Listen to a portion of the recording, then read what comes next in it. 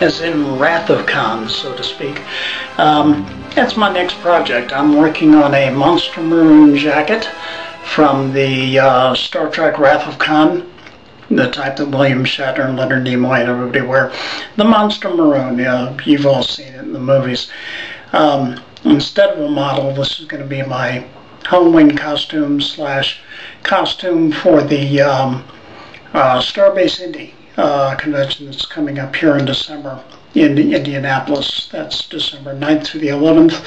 And you can find out more about the convention if you want to visit starbaseindy.com. You'll see they've got plenty of postings. But let's take a look at what I've got, what I've done, and I'll get back with you in a second here. First, let's go ahead and take a look at the belt.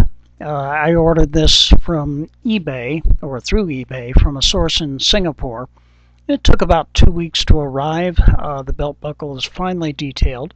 I'm very pleased with the color. It is available both in gold and in silver for those who are interested in doing enlisted ranks.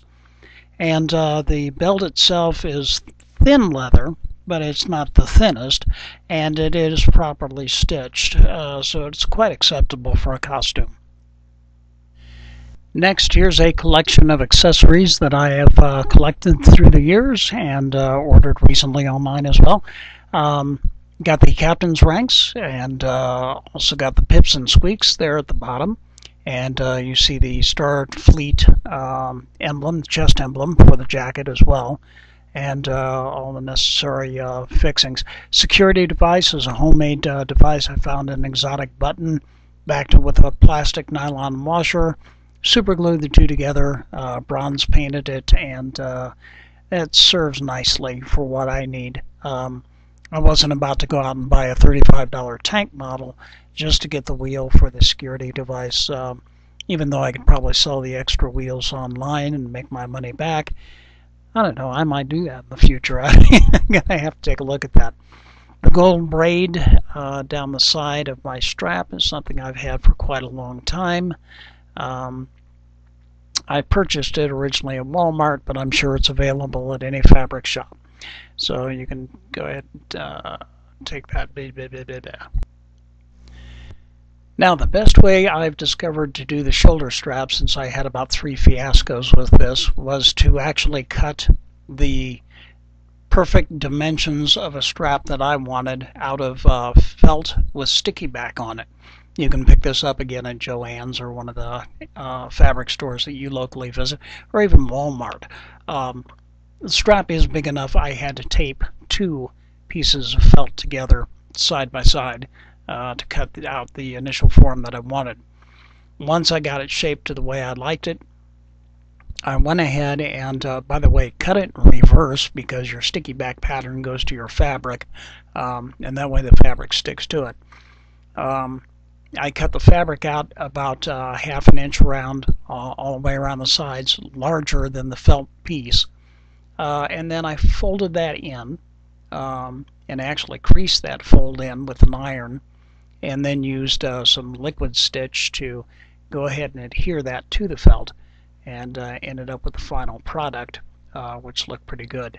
Added the gold and black braid, as well as the shoulder clasp, the rank, and the security device, and I plan to attach this to the jacket by utilizing a small snap, which I've sewed to the bottom of the strap, and that will be the other part of the snap will be sewed to the jacket, so I can go ahead and easily remove it and maybe replace it with another shoulder strap for a different division at a later point.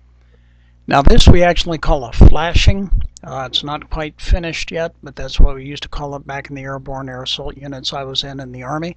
That sits behind your, at that point it was unit insignia, but here we have it sitting behind the captain's rank on the sleeve of the jacket. The Admiralty rank is, it's got a round flashing, but everything else is an oval flashing.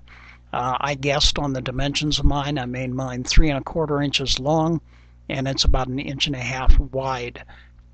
And basically I traced a spice container a couple of times over to get my round ends, and then just cut the material out of felt as a backing, and a small piece of the red material for the uniform. And I'm going ahead and I'm slowly, as you can see, covering that. It'll make a nice little flashing for the captain's rank. Now here's a close-up of the sleeve strap and some of the detail on it. You can see that I've got a 2-inch white sleeve strap. Backing behind that is about a 2.5-inch black strap. And then I used black and gold braid, again, that I used liquid stitch to adhere everything together down the side of that. To make these actual strips themselves, I went ahead and used the same process as the shoulder strap, cutting my forms out of felt, coating them with fabric, and then liquid stitching them together. And I think it produces really a nice looking strap. And as far as the shoulder strap goes, here is a few photographs of the finished product with the insignia set in place and the security device added on. The background material that you see there is the actual material I am using for the jacket. I do not like the bright red. I think it looks too much like a Santa Claus suit. So I'm going more with the Monster Maroon original version that under bright lights actually appears a little more red. So I've basically completed the shoulder strap, and you've seen it there, as well as the sleeve strap. And those will be added to the jacket as it goes along. I've decided that I was not going to use wool gabardine because I want to be able to wear this in the summer if necessary.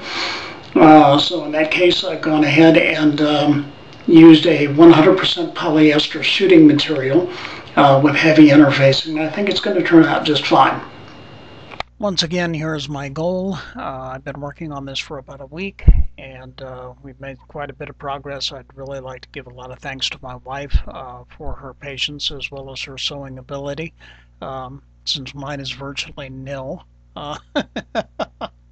And I know what it looks like. She knows how to put it together, at least I hope. We'll find out as we go along. I'll keep you posted. Bye-bye.